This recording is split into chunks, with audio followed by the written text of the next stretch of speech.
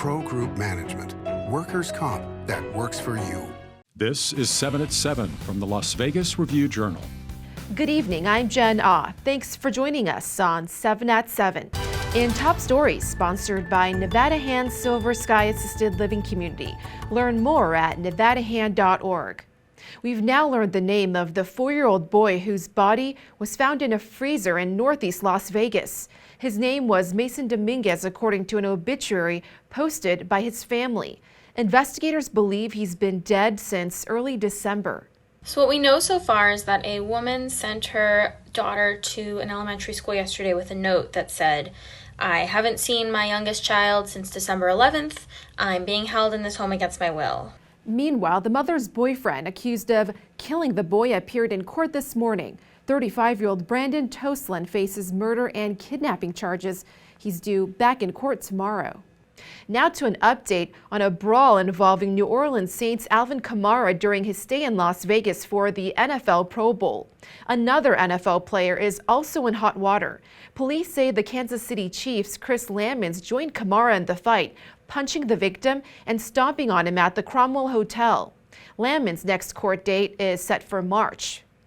What so proudly we... Over in California, crews are following the large group of truckers who have now officially begun their long convoy to Washington, D.C. in what they're calling a fight for medical freedom. Unified message of Americans stepping up saying it's been 2 years and it is time to open this darn economy with no more restrictions on it. But first, their next stop, Kingman, Arizona. Media outlets are reporting around 700 National Guard members are prepared to man posts across the nation's capital in response. In weather, sponsored by Star Nursery, your garden's partner for every blooming thing. This is something we didn't see coming: snow in Summerlin. Some residents took to social media to report light flurries in areas including Sky Canyon, North Las Vegas, and Summerlin. Tonight, you can expect a slightly breezy and chilly evening with temps already in the 40s, set to plummet into the 30s overnight. On Thursday, another cold day with a high of 54 and low of 33 degrees. Breezes should taper off, though. By the weekend, your highs should inch toward the 60s and 70s by your next work week. In business, sponsored by Bank of Nevada, Bank on Accountability. Governor Steve Sisolak announces a $500 million initiative to lower housing costs. He says this marks the single largest housing investment in Nevada's history. Help people stay in their homes and create good paying jobs.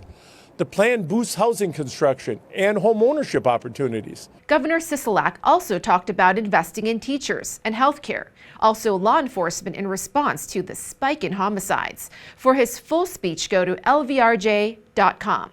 Plus, the man at the center of one of Las Vegas's most sensational criminal cases has remade himself as a business executive with big plans. Review Journal's Renee Summerhour has more. Renee? Jen, 12 years after walking out of a Nevada prison, Rick Tabish has carved out a niche in the cryptocurrency mining industry. Tabish is the president of Montana company FX Solutions, and he is overseeing construction of a $1.9 billion data center in North Dakota. But longtime Las Vegans remember his link to the mysterious death of casino heir Ted Binion. Tabish and Binion's girlfriend Sandy Murphy were convicted in 2000 of murdering Binion. In a second trial ordered by the Nevada Supreme Court, they were acquitted of murder but convicted of stealing $6 million of silver from Binion. Tabish spent a decade behind bars. Looking back, he said he wasn't treated fairly by prosecutors in the nationally followed case. At the same time, he says he holds no grudges and one day would like to sit down and have a drink with the prosecutor who obtained his original conviction, former district attorney David Roger. A spokesman for North Dakota Governor Doug Burgum says that the governor was aware of Tabish's criminal history, but, quote, he has done business in North Dakota for over a decade, to our knowledge, without incident. Jen? Breaking today, the Venetian, Palazzo, and Venetian Expo officially have new owners. Apollo Global Management closed its purchase of the properties from Las Vegas Sands for $6.4 billion. The Review Journal is owned by the family of Dr. Miriam Adelson, majority shareholder of Las Vegas Sands. Sports brought to you by Station Casino's STN Sports. Download the app today. With the NFL Combine just days away, it's time to start looking at who the Raiders could draft this year. The Silver and Black currently own the 22nd overall pick. NFL reporter Adam Hill tells us an offensive player the Raiders could draft at that spot. A guy that could be available late in that first round at 22 where the Raiders pick is Chris Olave from Ohio State. He's fast. He can make plays with the ball in his hands. He can get deep. He can do a lot of different things offensively that would really, really help this Raiders offense. I think he'll be a very good player, if not a great one, at the next level. And the Raiders could use a safe wide receiver pick to really bolster this offense. Sports betting sponsored by Las Vegas Paiute Tribal Smoke and Cigar Shop. Sung Jae Im is the 14-1 favorite at the Westgate Superbook for the PGA Tour's Honda Classic, which starts Thursday in Palm Beach Gardens, Florida. Daniel Berger is next at 16-1, followed by Billy Horschel, Brooks Koepka, Joaquin Niemann, and Louis Oosthuizen at 20-1. The over-under for this week's 72 winning score is 270.5. In entertainment, sponsored by DiscoverNevada.com, brought to you by Travel Nevada. The biggest global K-pop stars are coming to Vegas. Review Journal's John Katsamidas has more on BTS.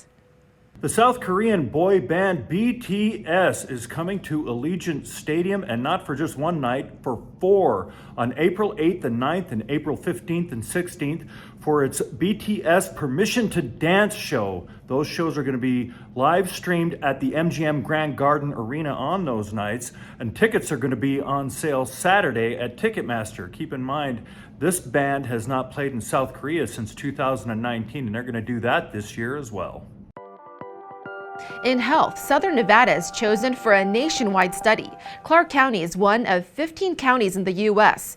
picked to take part in a national health and nutritional examination survey.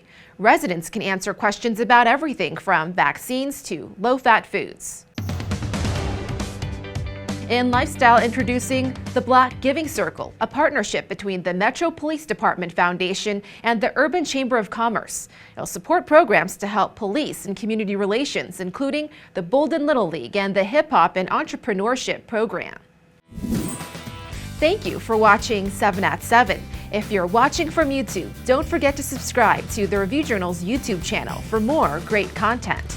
Watch Las Vegas Breaking News streaming live on your OTT device. We'll see you tomorrow for more 7 at 7. Review Journal Studio sponsored by Adam Kuttner. Get the maximum settlement as quickly as possible. This 7 at 7 update sponsored by Pro Group Management. You're watching 7 at 7 from the Las Vegas Review Journal.